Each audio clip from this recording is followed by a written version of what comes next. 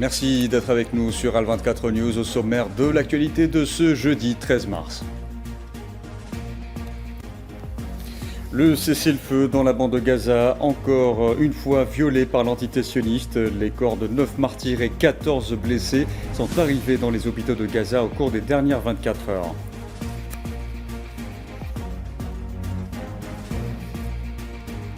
Une commission d'enquête des Nations Unies qualifie d'actes génocidaires les attaques systématiques menées par l'occupant sioniste contre la santé reproductive dans la bande de Gaza.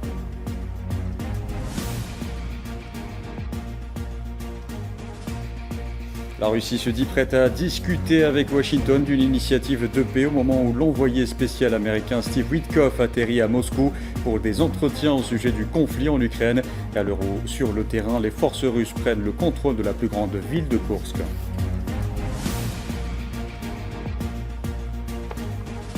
Et puis l'ex-ambassadrice d'Algérie à Addis Abeba et son ancienne représentante permanente auprès de l'Union africaine Selma Malika Haddadi prend ses fonctions en tant que vice-présidente de la commission de l'Union africaine, tandis que le Addis Abeba Mohamed Ali Youssouf prend ses fonctions également de président de la commission africaine. Il est félicité par le président algérien Abdelmadjid Tebboune.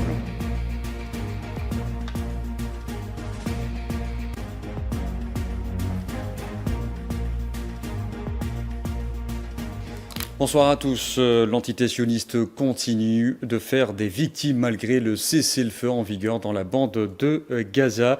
Les corps de 9 martyrs et 14 blessés sont arrivés dans les hôpitaux de Gaza au cours des dernières 24 heures. Le bilan des victimes de l'agression génocidaire sioniste contre la bande de Gaza s'est alourdi à 48 524 martyrs et 111 955 blessés depuis le 7 octobre 2023, selon les autorités palestiniennes de la santé. Et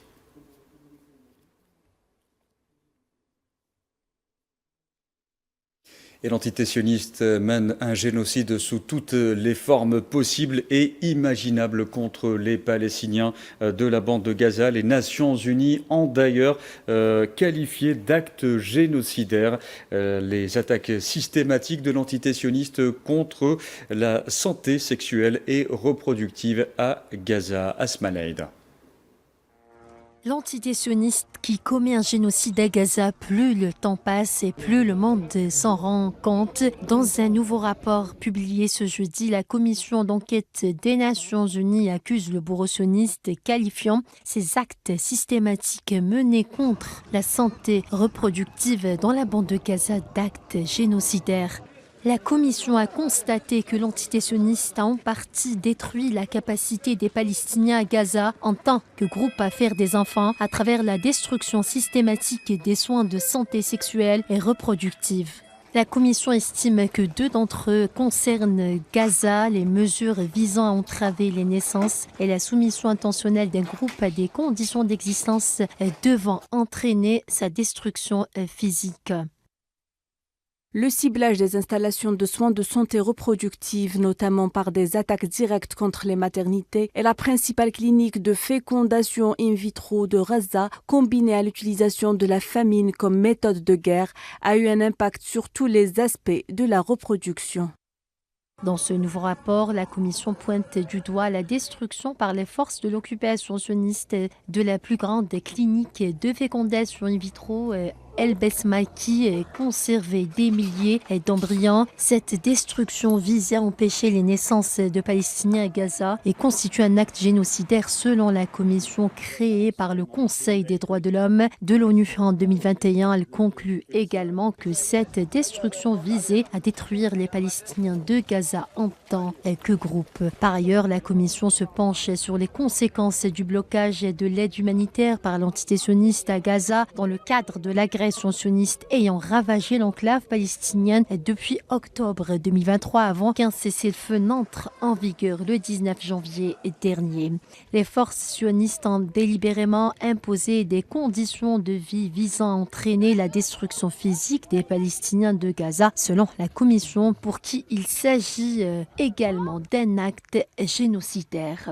L'occupation sioniste a commis 9268 massacres contre des familles palestiniennes, ce qui a conduit à l'effacement du registre de l'état civil de près de 2100 familles, tandis que plus de 4990 familles ont été exterminées.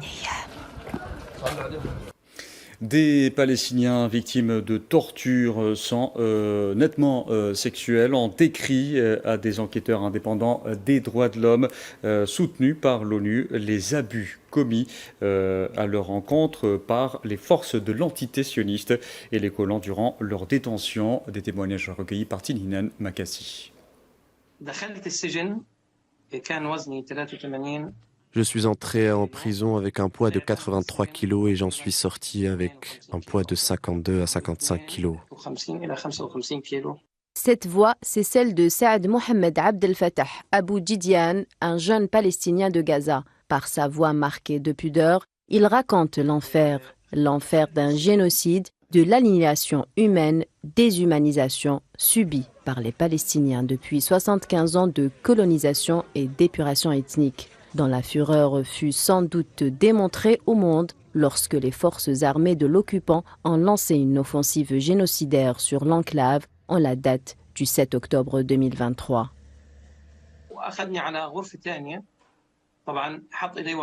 Il m'a emmené dans une autre pièce, m'a attaché les mains derrière le dos et m'a pendu par les mains. Quelque chose m'a soulevé comme une chaîne électrique. Il a soulevé mes mains derrière mon dos. Sous moi se trouvait une chaise. Seul le bout de mes orteils touchait la chaise. Mon corps s'est transformé en sac de boxe. Le plus dangereux, c'est qu'il a apporté un outil en fer, semblable à une sonde urinaire mais en fer. Il a enlevé tous mes vêtements, a tenu mon pénis et a commencé à y insérer cet outil en fer. J'ai crié et j'ai eu l'impression que mon âme me quittait. Cette situation a duré de 19h à 23h. Raconter, documenter leur supplice est la mission que les Palestiniens se sont donnée. Et c'est sans doute avec cette même résilience que le jeune homme raconte. Il raconte ce que les millions d'images qui nous sont parvenues depuis le début de ce génocide n'ont pas pu nous montrer. Mohamed raconte son calvaire lorsque l'assaut de l'hôpital d'El Shifa a été donné et les employés de la structure médicale anéantis en violation de toutes les conventions et droits internationaux. Quand nous avons été transportés dans ce camion, nous sommes restés 3 jours en portant juste nos sous-vêtements. Nous n'avions ni haut ni bas, juste nos sous-vêtements. Quand j'étais inconscient, il ne me réveillait ni avec de l'eau ni avec de l'électricité. Il utilisait un outil en fer comme une pince et appliquait une pression jusqu'à ce que je me réveille. Il me traînait jusqu'à l'endroit où je dormais, jusqu'à ce que je me mette à saigner de partout, des oreilles, du visage, à cause des gifles et des coups, du nez, de la bouche et même de l'organe urinaire et fécal. Le viol, les violences sexuelles sont depuis la nuit des temps l'arme redoutable de la civilisation occidentale dans les colonies. La psychologie de la domination passe par la destruction de la psyché. Nous avons également pu documenter des violences sexuelles lors d'invasions de domiciles, des perquisitions de personnes nues dans le but d'humilier et de briser la personne, de la forcer à se mettre nue devant les membres de sa famille et à prendre des poses humiliantes pour que les soldats israéliens puissent les voir et les filmer à ce moment-là. Dans la douleur des mots et de la mémoire, Mohamed et ses compatriotes ont choisi le courage de la résilience. Refuser de mourir, cela dit, il reste à espérer que ce génocide documenté à la seconde soit un jour puni et à juste titre. Et les Nations Unies ont exprimé ce jeudi, leur inquiétude face à la lenteur des progrès réalisés dans le cadre des efforts visant à rétablir le système de santé dans la bande de Gaza, soulignant que seuls 16% des centres de santé fonctionnent pleinement ou partiellement dans le nord de l'enclave palestinienne.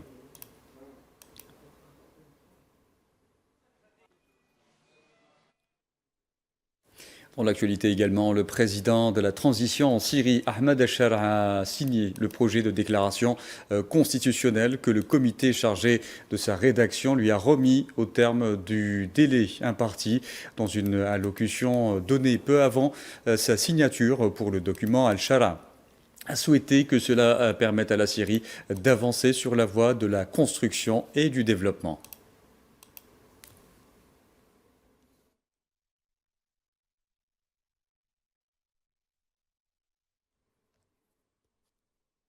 Je vous en parlais en titre, l'envoyé spécial américain Steve Witkoff est à Moscou pour des entretiens avec des responsables russes au sujet du conflit russo-ukrainien. Hier, le président américain Donald Trump avait fait part de son espoir que le Kremlin accepte la proposition américaine de cessez-le-feu de 30 jours que l'Ukraine avait déclaré soutenir en Arabie Saoudite.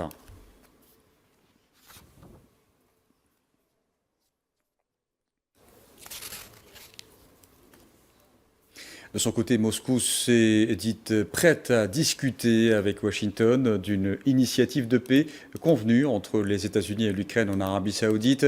Nouveau signal en faveur d'un éventuel dénouement du conflit russo-ukrainien ayant éclaté en février 2022. Neila Hamouda.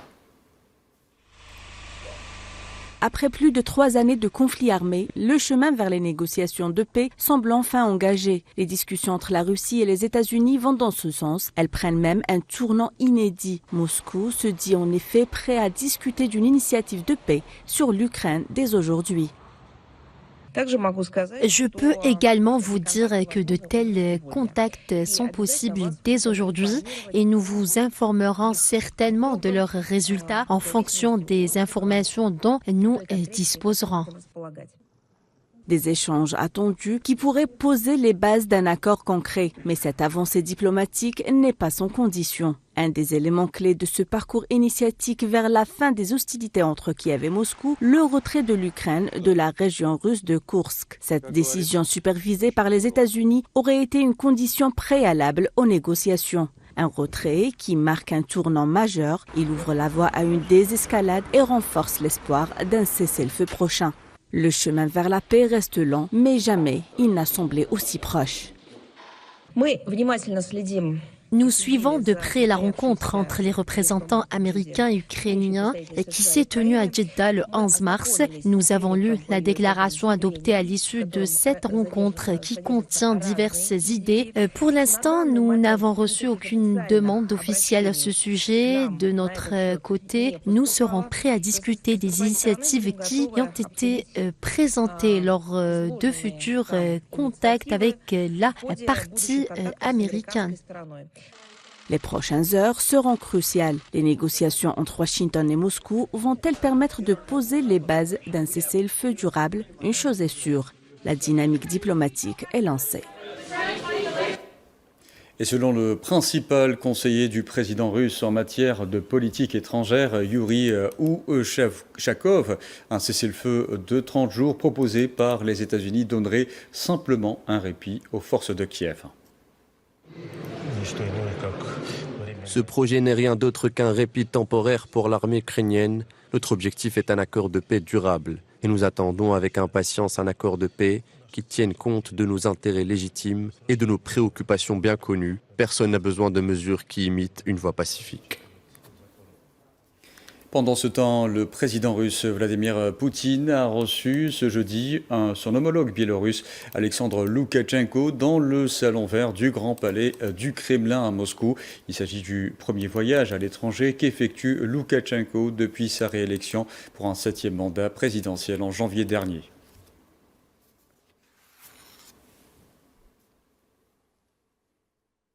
Sur le terrain, les forces russes ont affirmé avoir pris le contrôle de la plus grande ville de la région frontalière de Koursk. L'annonce du ministère russe de la Défense de la reprise de la ville de Soudja est intervenue quelques heures après que le président russe Vladimir Poutine a rendu visite aux troupes combattant dans la région russe de Koursk.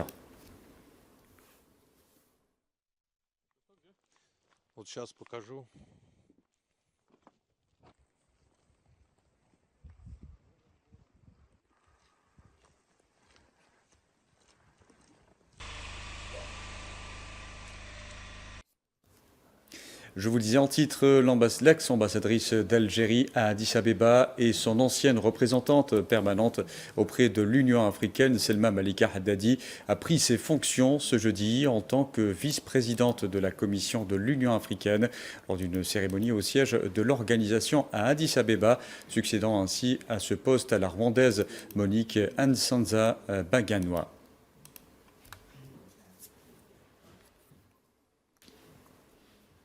Et lors de cette même cérémonie à Addis Abeba, Mahmoud Ali Youssouf a pris ses fonctions de président de la Commission africaine.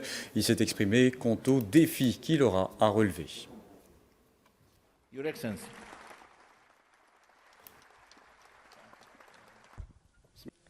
L'Afrique est à la croisée des chemins. Nos peuples aspirent à un avenir de prospérité, de paix et de dignité. En tant que président de la Commission de l'Union africaine, je mesure l'ampleur de la responsabilité qui m'incombe. Il ne s'agit plus seulement de gérer une institution, mais de porter la voix et les ambitions de tout un continent. Nos priorités sont claires.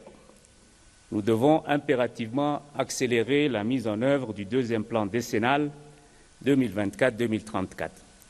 Ce n'est qu'en traduisant nos ambitions en réalité tangibles que nous répondrons aux attentes de nos peuples. Nous devons agir avec pragmatisme et détermination. Le président algérien Abdelmadjid Tebboune a adressé un message de félicitations à Mahmoud Ali Youssouf à l'occasion de sa prise de fonction en tant que président de la Commission africaine. À cette occasion dans laquelle il lui a adressé donc ses vœux de plein succès dans l'accomplissement de ses hautes fonctions. Le président algérien a indiqué que sa nomination témoignait de la confiance des pays africains dans ses compétences avérées et sa vaste expérience et confirmer l'estime dont il jouissait sur le continent.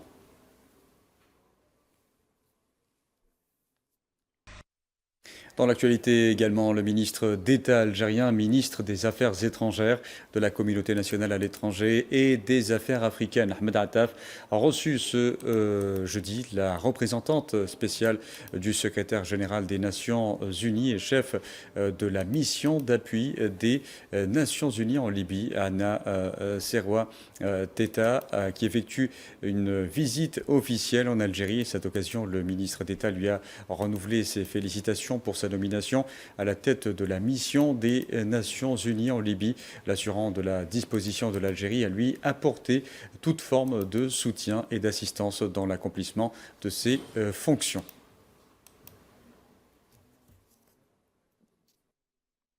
Les pays d'Afrique australe ont mis fin au mandat de leur mission militaire dans l'est de la République démocratique du Congo et ont ordonné le début d'un retrait progressif des troupes. Par ailleurs, le commissaire aux affaires politiques, à la paix et à la sécurité de l'Union africaine, Bankole Adeoye, a salué la proposition de négociation de paix directe entre le gouvernement de la RDC et le groupe armé du M23.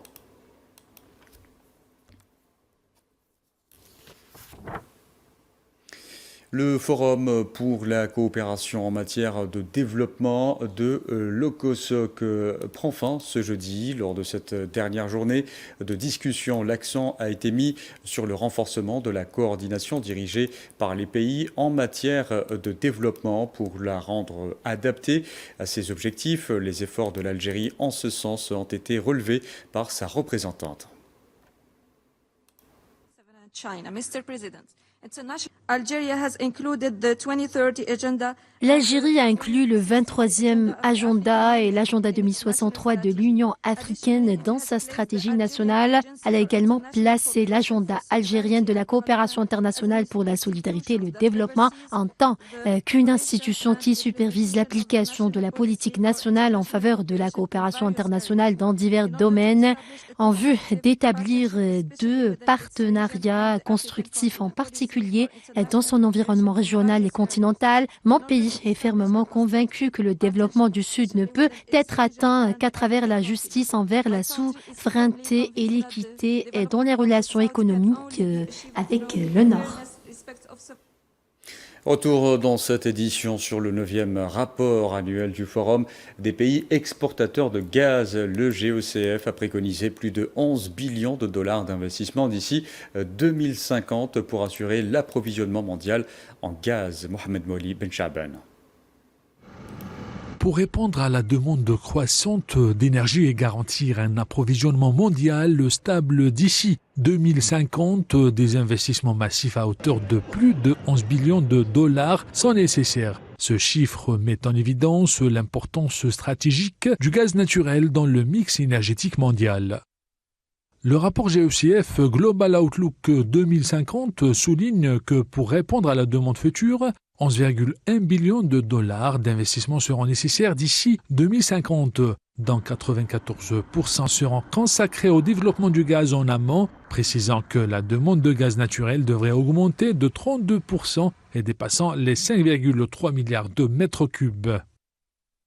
Alors que le monde fait face à diverses préoccupations croissantes et cherche à renforcer l'utilisation des énergies renouvelables, le gaz naturel reste une source d'énergie fondamentale pour de nombreux pays. Pour répondre à cette demande, le GECF préconise des investissements considérables dans la production, l'infrastructure et le transport du gaz. Ces investissements sont essentiels pour maintenir une offre stable et garantir l'accès à l'énergie dans des régions encore dépendantes des énergies fossiles. Les pays producteurs de gaz doivent non seulement s'assurer de maintenir une capacité d'exportation suffisante pour répondre à la demande mondiale, mais aussi diversifier leur marché afin de sécuriser leurs revenus à long terme. Pour les pays consommateurs, garantir l'accès à des prix compétitifs et sécurisés est essentiel pour éviter toute instabilité énergétique. En parlant d'énergie, l'Agence nationale algérienne pour la valorisation des ressources en hydrocarbures, Al-Naft, a attribué une attestation de préqualification à la compagnie chinoise ZPEC en qualité d'opérateur investisseur onshore.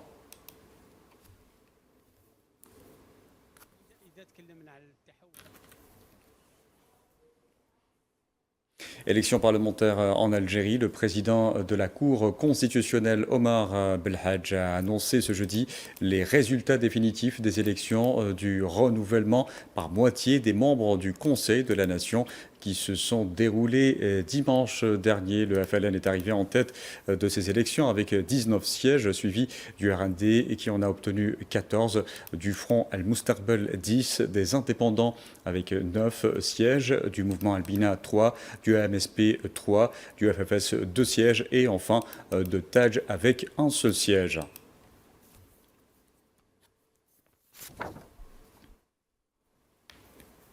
Dans l'actualité également et à la veille d'une réunion à Pékin sur le dossier du nucléaire iranien regroupant la Chine, la Russie et l'Iran, Pékin a préconisé l'utilisation de moyens politiques et diplomatiques pour résoudre le problème du nucléaire iranien comme elle l'a toujours fait. La réunion de demain fera suite à une réunion à huis clos du Conseil de sécurité des Nations Unies à New York cette semaine sur ce même dossier.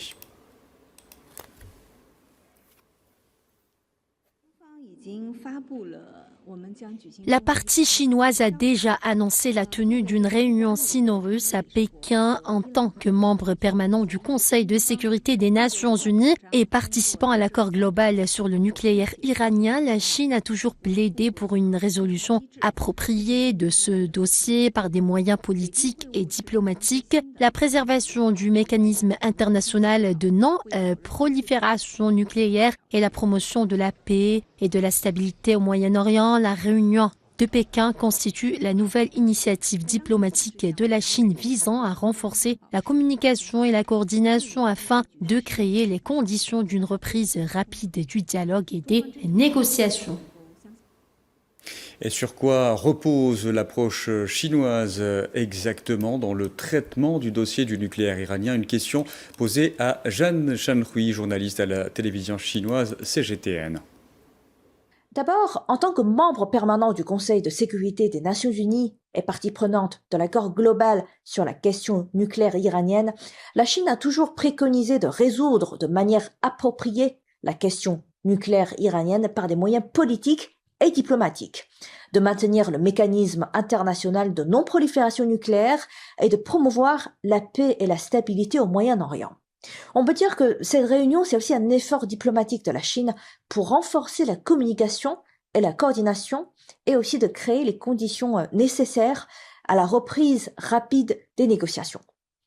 Et d'ailleurs, la porte-parole du ministère chinois des Affaires étrangères, Madame Mao Ning, a déclaré aujourd'hui que dans la situation actuelle, toutes les parties concernées devraient faire preuve de calme et de retenue et éviter que la situation nucléaire iranienne ne s'aggrave et ne dégénère en confrontation ou en conflit.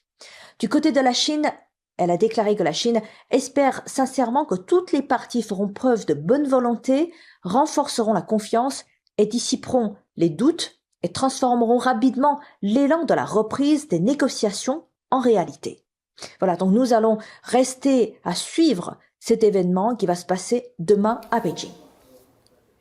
En France, la dynamique de réindustrialisation s'est nettement ralentie en 2024 selon le baromètre industriel de l'État dévoilé ce jeudi et était même passé en terrain négatif pour la première fois depuis la création de cet indicateur en 2022 en prenant en compte le seul solde net de nouvelles usines.